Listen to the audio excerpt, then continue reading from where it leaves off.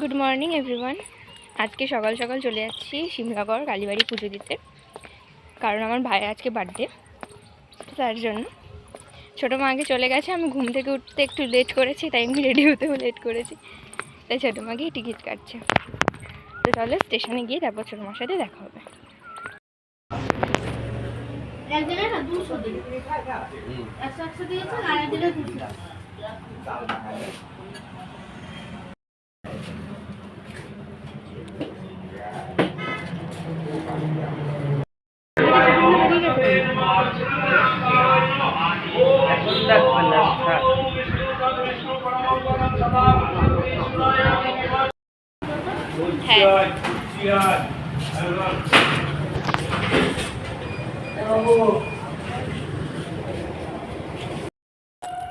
ইস্ত্রি করতে পারতাম, পয়সাটা শাড়ি ইস্ত্রি করতে